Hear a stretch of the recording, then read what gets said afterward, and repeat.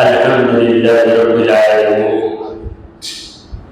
والصلاة والسلام على سيد المرسلين وخاتم النبيين سيدنا وشفيعنا وحبيبنا ومولانا محمد وعلى آله وصحبه أجمعين. أما بعد، فأعوذ بالله من الشيطان الرجيم. بسم الله الرحمن الرحيم. ولقد نصركم الله ببدر وأنتم أذلة فاتقوا الله لعلكم تشكرون.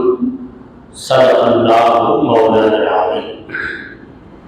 حاضرین محفل اور محترم خواتین، السلام علیکم ورحمۃ اللہ وبرکاتہ. اللہ رب العزت جل وعلا کے ہم پر بے پناہ کرم ہے کہ اس نے ہمیں آقائے نامدار احمد مختار مدنی تاجدار دونوں جہاں کے سردار حضرت محمد مصطفیٰ صلی اللہ علیہ وآلہ وسلم کی بابرکت امت میں پیدا فرمایا. سامعین کرام، مسلسل 2 راتوں سے ہم اور آپ مل کر غزوہ بدر کا ذکر کر رہے ہیں. غزوہ بدر کا تذکرہ ہمارے ایمان میں مضبوطی بھی پیدا کرتا ہے اور ہمارے ایمان کو باریدہ بھی کر دیتا ہے. آپ نے جنگ بدر میں ہونے والے چند واقعات سنے، آج ایک اور واقعہ سن لیجیے. کافر ادھر ادھر ہو رہے تھے، مسلمان کافروں کو بھگا رہے تھے. بڑا عجیب منظر تھا کہ 1000 زبردست جنگجو لوگ 313 کمزور مسلمانوں کے ہاتھوں ایسے بن رہے، کوئی بھروسہ نہیں کر سکتا. مگر جب ان کی مدد ہو جاتی ہے تو کمزور طاقتور پہ غالب آ جاتا ہے. حضرت بلال حبشی رضی اللہ تعالیٰ جب مکے میں تھے تو ان کا جو مالک تھا، ان کا جو ماسٹر، جو انہیں غلام بنائے رکھا تھا، حضرت بلال حبشی کو بہت ستاتا تھا. حضرت بلال حبشی کا جرم کیا تھا؟ صرف یہ جرم تھا کہ انہوں نے کلمہ پڑھ کر مذہب اسلام کو اپنایا. محمد مصطفیٰ صلی اللہ علیہ وسلم کی غلامی میں آ گئے. بہت ستاتا تھا، طرح طرح کی اذیتیں دیتا تھا. امیہ نے ظلم کا ریکارڈ توڑا، بلال حبشی نے صبر کا ریکارڈ توڑ دیا. آخر ایک دن حضرت ابوبکر صدیق رضی اللہ تعالیٰ عنہ امیہ بن خلف سے بات کی اور کہا کہ میں تیرے اس غلام کو خرید لیتا. تو اس نے فروخت کر دیا. حضرت ابوبکر صدیق نے خریدا، فوراً آزاد بھی کر دیا. جب حضرت ابوبکر صدیق نے خرید لیا تو حضرت بلال حبشی انمول ہو گئے. سبحان اللہ. ہر ایک یہ چاہتا تھا کہ بلال حبشی میرے گھر کی زینت بن جائے. جب تک بکے نہ تھے تو کوئی پوچھتا نہ تھا. جب تک بکے نہ تھے کوئی پوچھتا نہ تھا. تم نے خرید کر مجھے انمول کر دیا. سبحان اللہ. تو یہ بلال حبشی جنگ بدر میں مسلمانوں کی طرف سے لڑ رہے تھے اور امیہ کافروں کی جانب سے لڑ رہا تھا.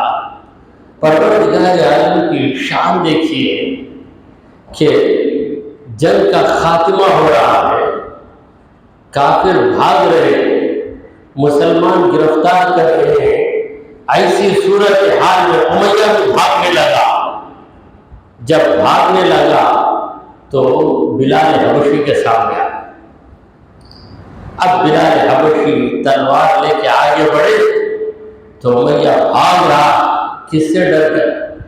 بلال حبشی سے ڈر کر، جن کو طرح طرح سے ستاتا تھا، زبردست دھوپ میں چٹان پہ لٹا دیتا تھا.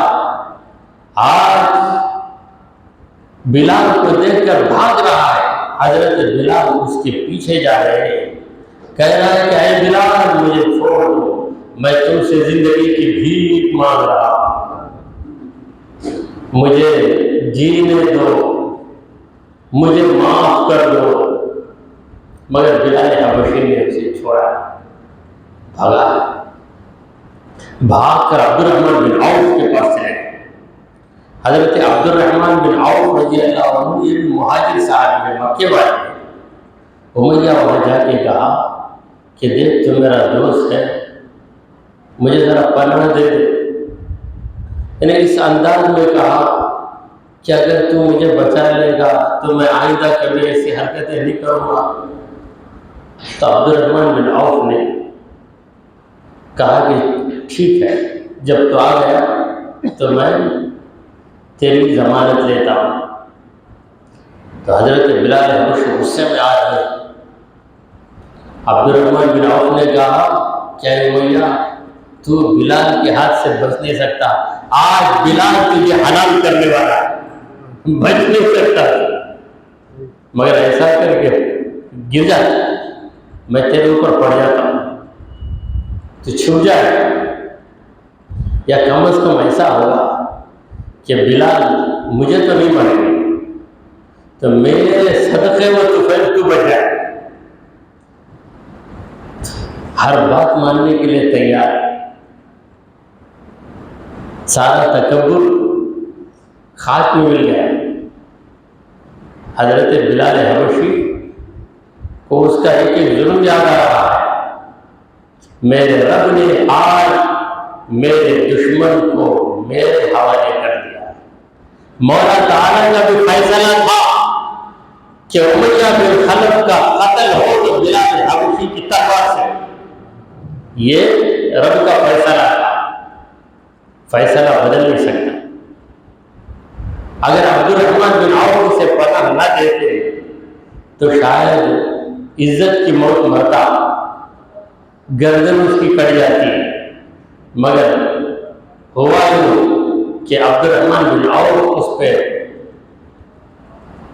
چت لٹ گئے. وہ نیچے تھا. بلال حبشی آئے، کہا کہ اے عبد الرحمن ہٹ جاؤ. کہا نہیں چھوڑ دے، میں اسے وعدہ کر دیا. آپ نے وعدہ کیا، میں نے تو وعدہ نہیں کیا، میں نے وعدہ نہیں کیا.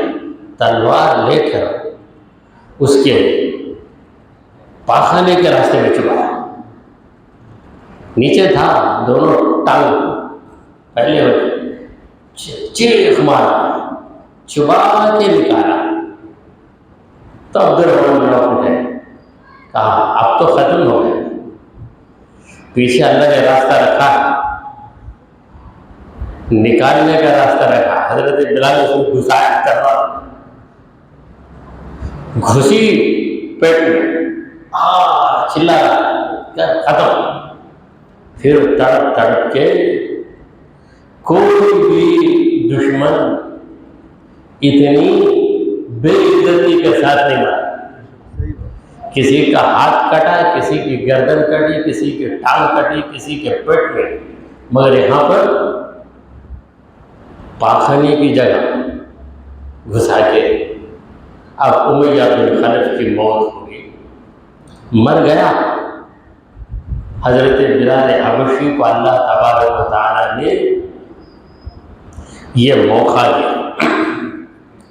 امیہ بن خلف دوسرے کے ہاتھ میں مر سکتا تھا، مگر اللہ نے چاہا کہ اے میرے بلال، میرے نبی کے وفادار، تیرے دشمن کو میں ذلیل کروں گا، تیرے دشمن کو میں موت دوں گا، تیری تلوار سے موت دوں گا، اور تیری تلوار اسے مار کر جہنم میں پہنچ جائے.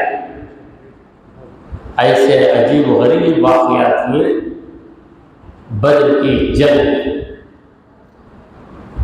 ایک مرتبہ حضرت عبد الرحمن جو ابو بکر صدیق رضی اللہ عنہ کے بیٹے تھے، اس وقت وہ کافروں کے ساتھ تھے. جنگ بدر میں اکثر ایسا ہوا کہ اس طرف باپ، اس طرف بیٹا، اس طرف بیٹا، اس طرف باپ، ادھر ماموں، ادھر بھانجا، ادھر چچا، ادھر بھتیجا، ادھر چچا، ادھر بھتیجا، ادھر بڑا بھائی، ادھر چھوٹا بھائی.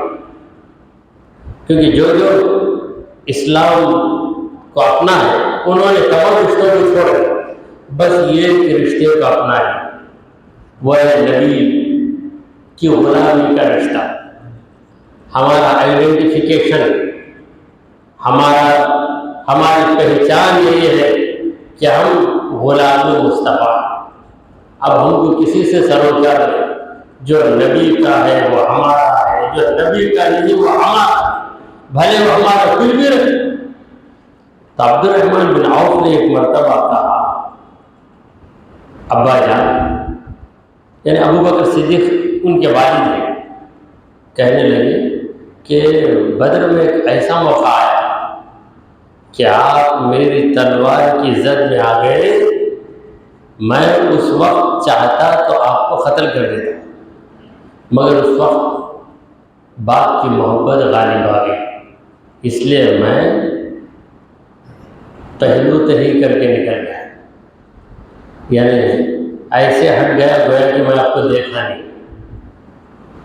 تو ابو بکر صدیق نے کہا کہ بیٹا، اگر تو میری تلوار کی زد میں آ جاتا اس وقت، اب تو تو مومن بن گیا ہے، اگر اس وقت آ جاتا تو میں تجھے بیٹے کی حیثیت سے نہیں دیکھتا، میرے نبی کا دشمن اسی حیثیت سے دیکھتا، اور میں ہرگز تجھے نہیں بخشتا. مجھے موقع نہیں ملا، اگر ملتا تو میں چلا دیتا تلوار، کیونکہ نبی کی محبت کیا ہے، کیا باپ، کیا بیٹا، کیا بھائی، کیا رشتے دار. سرکار دو عالم صلی اللہ علیہ وسلم نے فرمایا کہ لا یؤمن احدکم حتی اکون احب الیہ من والدہ وولدہ والناس اجمعین. بخاری و مسلم کی حدیث ہے. اللہ کے پیارے حبیب صلی اللہ علیہ وسلم فرماتے ہیں کہ تم میں کا کوئی شخص اس وقت تک مومن نہیں ہو سکتا یہاں تک کہ میری محبت اس کے دل میں، اس کے ماں باپ، اس کی اولاد اور تمام لوگوں سے زیادہ نہ ہو جائے. تو جنگ کا خاتمہ ہو گیا، یعنی جنگ ختم ہو گئی. جو کفار بھاگے سو بھاگے، 70 کافر مارے گئے، 70 قیدی بنا لیے گئے.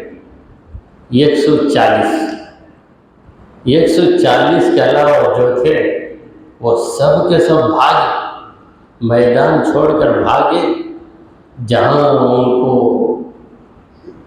سکون ملا کہ اب ہم بچیں گے، وہاں جا کے انہوں نے سانس لی. تو صحابہ کرام 70 قیدیوں کو بیڑیاں ڈال کر اپنے ساتھ کھینچ کر آئے. بڑے بڑے سردار تھے، کئی سردار تو مار دیے گئے. ابو جہل بھی مر گیا، اور عتبہ، شیبہ، ولید اور یہ جو امیہ جو بچا، امیہ بن خلف بڑا تھا ناخلف، اللہ نے اس کی موت حضرت بلال کے ہاتھ رکھی، نکل گئے۔ یہاں پر منافقین نے ایک پروپیگنڈا کیا مدینے کے اندر، دیکھو جنگ شروع ہو گئی، یہ بیوقوف لوگ، ان کو عقل بھی نہیں ہے۔ محمد صلی اللہ علیہ وسلم نے کہا چلے گئے، اب کوئی واپس نہیں آئے گا، جتنے گئے 313 پورے ختم ہو گئے۔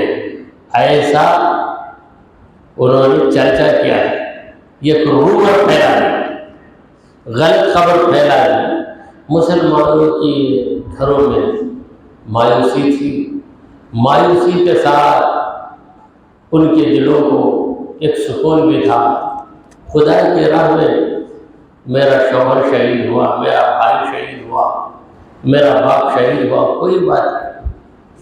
منافقین نے اس طرح کا ماحول قائم کیا، اور وہاں مکے کے اندر بڑا واقعہ مل گیا کہ کیا ہو گیا، اتنی زبردست فوج گئی اور 300 آدمیوں نے 1000 کافروں کو مار بھگایا۔ تو مدینے کے اندر یہ خبر پھیلائی ہے، منافقوں کا کام یہ ہے خبر پھیلا۔ منافق کی کئی خصلتیں، اس میں خصلت غلط خبر کو پھیلا، 10 آدمیوں کے پاس کہہ دے گا، دیکھیں سنیں کیا ہوا، گئے نا بدر کو، محمد صلی اللہ علیہ وسلم کی بات مان کر کیا ہوا، سب ختم، ہماری بات مانتے تو زندہ رہتے، نہیں مانی ہماری بات، گئے ہو گیا۔ تو صحابہ کی آنے کی آواز ہے، منافقوں خوشی سے نکلے کہ 1-2 بچ کر آئے ہوں، جا کر دیکھا تو مکے کے بڑے بڑے لوگ ہاتھ میں زنجیریں پہن کر آ رہے ہیں، اور صحابہ ان کا گریبان پکڑ کر ان کو ساتھ لے کر کیا منظر ہے، ان کی ساری خوشیوں میں پانی پھر گیا۔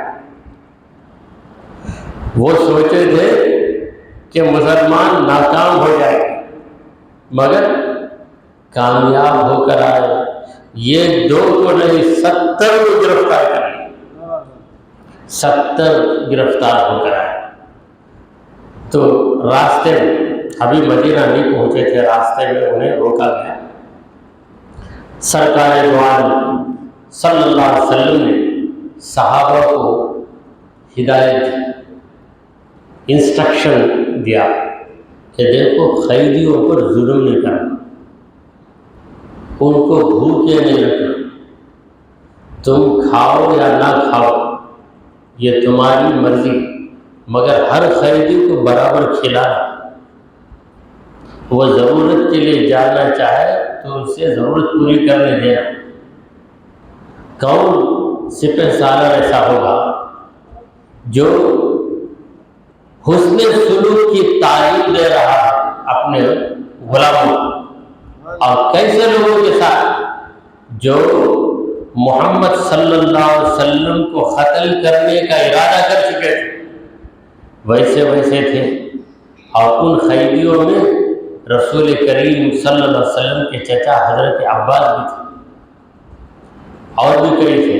حضور اکرم صلی اللہ علیہ وسلم نے فرمایا کہ دیکھو چند ایسے ہیں جو مجبوری کی وجہ سے آئے، مکے سے آئے کافروں کے ساتھ، مجبوری کی وجہ سے آ گئے ہیں، ورنہ ان کے دلوں میں جنگ کرنے کی خواہش نہیں، ایسے لوگ جو ہیں لہذا ان کے ساتھ ہمدردی کا سلوک کرنا۔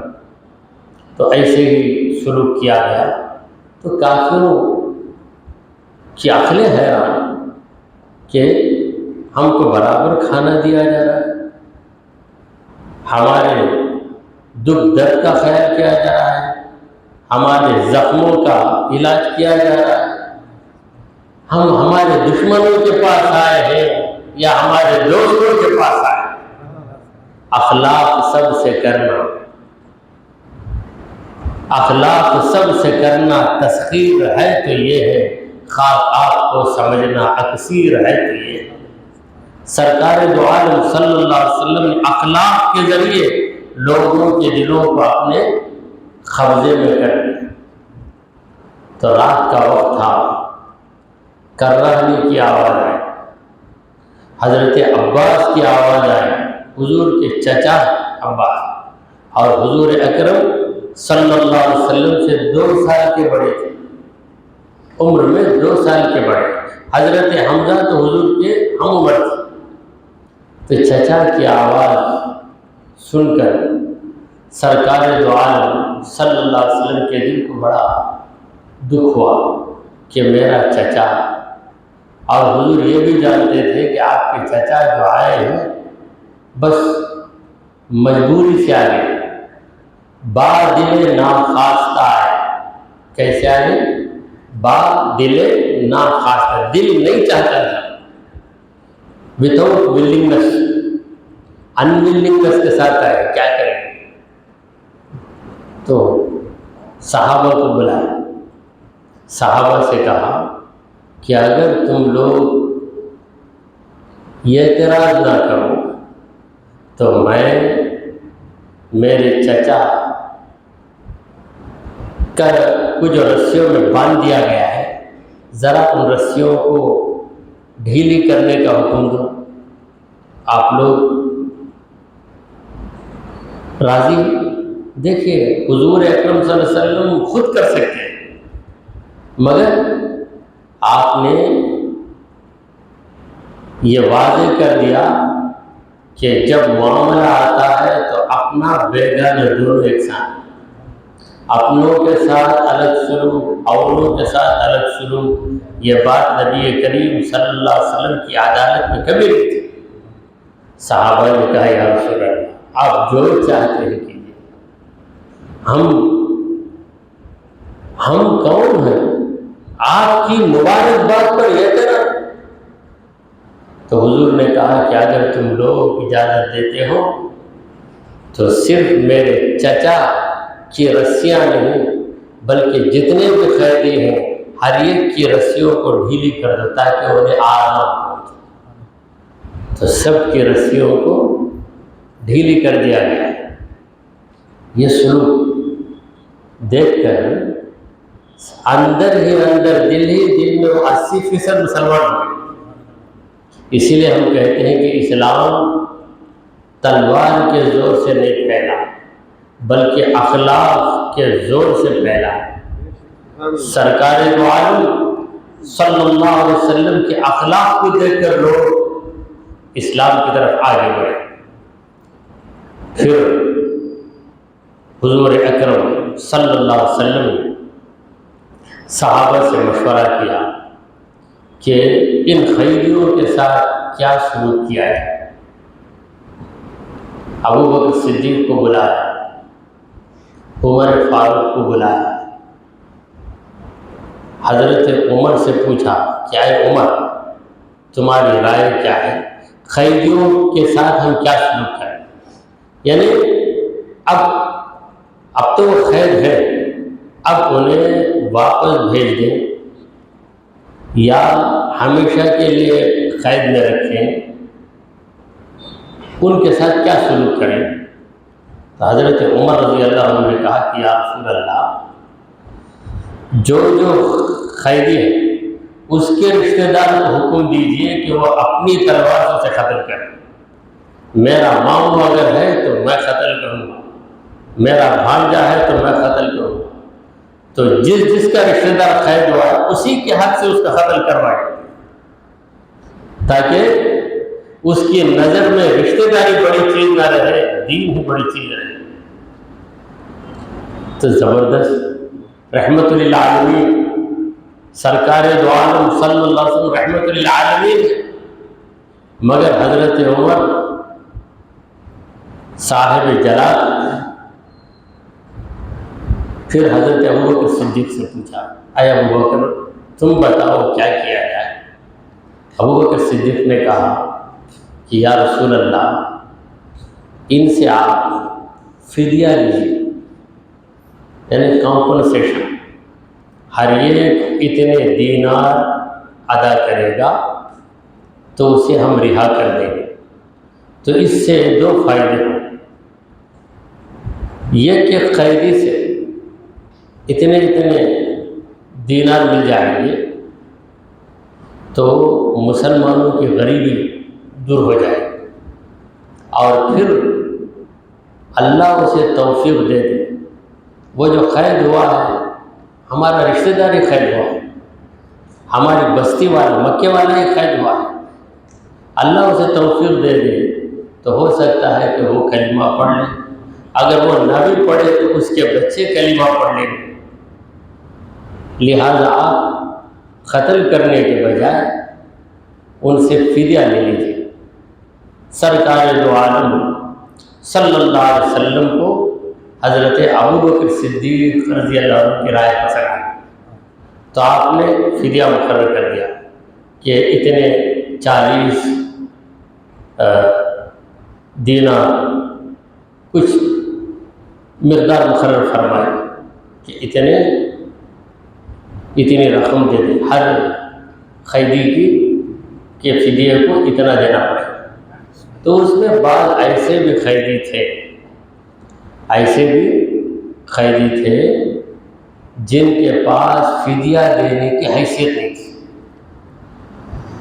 تو حضور اکرم صلی اللہ علیہ وسلم نے کہا کہ دیکھو ہر ایک کو فدیہ دینا ہے، وہ اپنے رشتہ داروں سے مانگ کر دیں، ہاں تم میں اگر کوئی تعلیم یافتہ ہے، پڑھنا لکھنا جانتا ہے تو وہ 10 مسلمان بچوں کو پڑھنا لکھنا سکھا دے تو اس کا فدیہ ہو جائے گا۔ تو تعلیم کی اہمیت کیا ہے، یہ ٹیچر کی اہمیت کیا ہے، اس کو حضور نے واضح کیا۔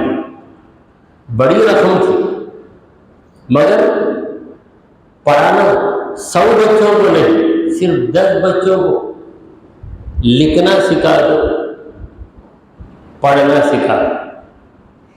ہمارا مسلمان بچہ کوئی بھی تحریر دیکھ کر پڑھ لے اور ہم کچھ کہیں تو اسے لکھ دے، اتنا قابل ہو گیا تو گویا اس استاد نے فدیہ ادا کر دیا۔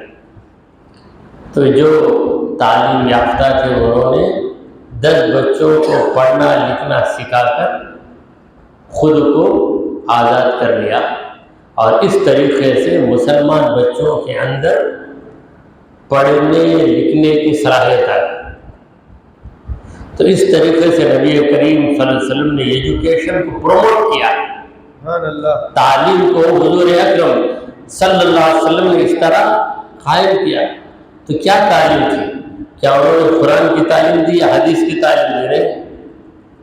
عربی میں لکھنا، عربی میں پڑھنا، کیونکہ مکے والے تھے ان کو عربی ہی آتی تھی، تو کوئی بھی زبان آدمی پڑھنے لکھنے کے قابل ہو جائے تو اس نظریے سے اگر دیکھا جائے تو ہمارے بچے اسکول میں جا کر پڑھنا لکھنا سیکھتے ہیں تو وہ اسلام سے ہٹ کر کام نہیں کر رہے ہیں، بلکہ وہ کام کر رہے ہیں جس کو پیغمبر اسلام نے بدر کے بعد مکے کے قیدیوں سے کروایا۔ 10 بچوں کو تعلیم دو تو فدیہ ہو گیا۔ تو حضرت عباس رضی اللہ تعالیٰ حضور اکرم صلی اللہ علیہ وسلم کے چچا، انہوں نے کہا کہ اے محمد صلی اللہ علیہ وسلم، میرے پاس کچھ بھی نہیں ہے، میرے رشتہ دار تمہیں ہو، میرے رشتہ دار ہو تم، میرے پاس نہیں ہے۔ تو حضور نے کہا اے چچا جان، آپ جب نکلے تھے، جنگ کے لیے نکلے تھے، تو آپ نے اپنی اہلیہ کے پاس ایک ہار دیا دے کر کہا تھا کہ اگر میں واپس آ جاؤں تو کوئی بات نہیں، فبہا، اگر واپس نہیں آیا تو اس ہار کے ذریعے تو اپنے اخراجات کو برداشت کر لینا، وہ ہار تو آپ کے پاس ہے وہ دیجیے۔ تو حضرت عباس حیران ہوئے، یہ ایسا راز ہے جسے میں، میری بیوی، دو کے سوا تیسرا نہیں جانتا، اور یہ ممکن ہی نہیں کہ میری بیوی مکے سے آ کر آپ کو بتا دے، کیونکہ وہ وہاں ہے اور آپ یہاں ہیں، وہ وہاں آپ یہاں، اور اس زمانے میں ٹیلی فون بھی نہیں تھا کہ فون کر کے معلوم کرا دیں۔ تو یہ اس بات کا ثبوت ہے کہ آپ اللہ کے نبی ہیں، تو انہیں دینا ہی پڑا۔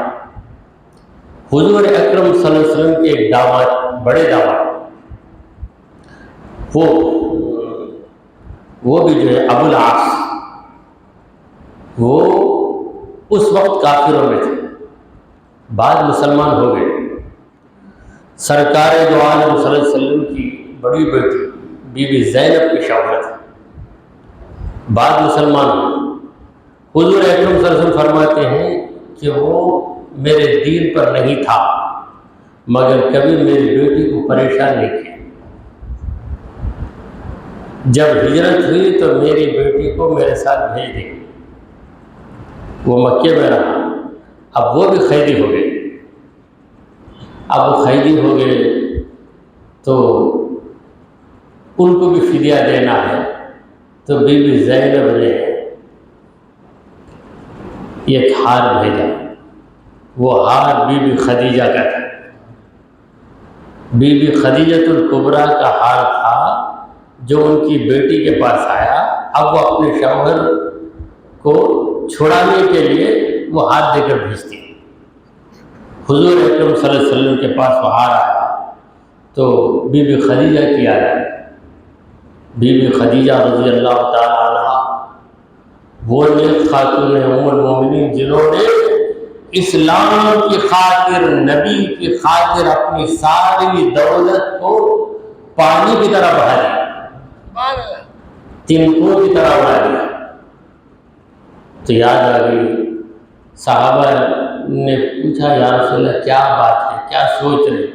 کہا یہ میری بیوی، میری وفادار بیوی، جس نے جب تک وہ دنیا میں رہی میرا ساتھ دیتی رہی، جب کوئی میرا ساتھ دینے والا نہیں تھا اس وقت میری اس بیوی نے میرا بہت ساتھ دیا، اس کی نشانی ہے۔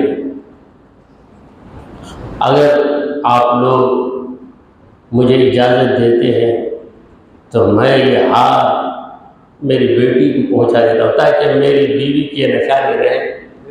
تو سارے صحابہ نے بیک زبان ہو کر کہا کہ یا رسول اللہ ضرور ایسا کیجیے۔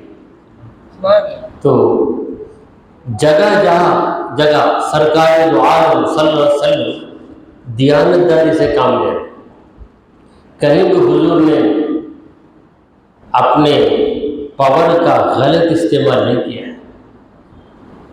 حضور کو پاور تھا، پورا اختیار تھا، جو چاہیں کریں، مگر حضور اکرم صلی اللہ علیہ وسلم نے ایسا کبھی نہیں کیا۔ تو اس طریقے سے یہ لوگ آزاد کیے گئے، اور جو کافر مر گئے ان کو نبی کریم صلی اللہ علیہ وسلم نے ایک کنویں میں ڈال دیا۔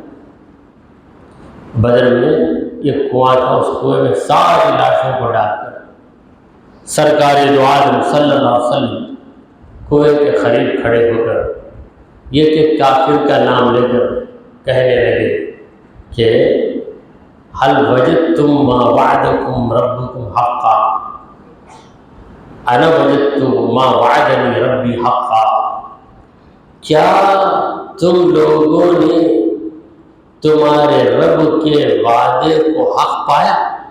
تمہارے رب نے وعدہ کیا تھا کہ تم جہنم میں جاؤ گے، اگر تم اسلام دشمنی کرو گے،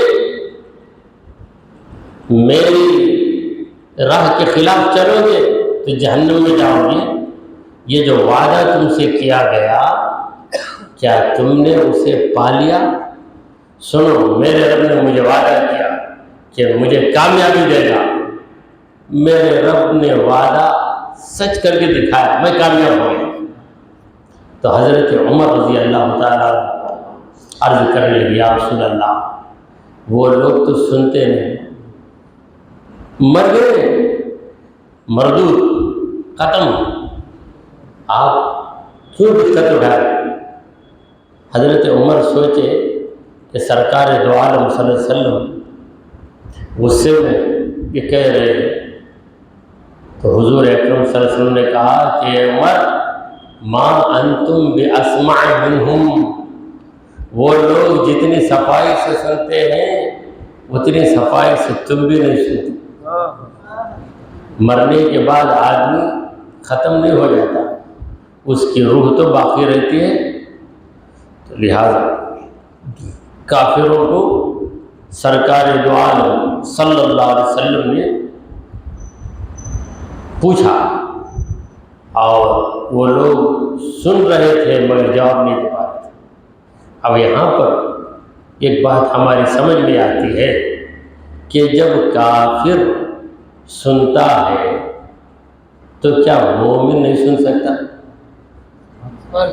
مومن بھی ضرور سنتا ہے، اسی لیے ہم مومنوں کی خبروں پہ جاتے ہیں تو ان کو سلام عرض کرتے ہیں، السلام علیکم یا اہل القبور، اے قبروں میں آرام کرنے والوں، سلام ہو تم کو۔ ہمارا سلام وہ سنتے ہیں۔ جب عام مسلمان سنتے ہیں تو کیا اولیاء کرام نہیں سنتے؟ سلام سنتے ہیں تو کیا دوسری بات نہیں سنتے؟ حضور اکرم صلی اللہ علیہ وسلم نے خطاب کیا کافروں سے، تو قرآن مجید میں ایک آیت ہے، اِنَّكَ لَا تُسْمِعُ الْمَوْتَىٰ، اے نبی آپ مردوں کو نہیں سنا سکتے۔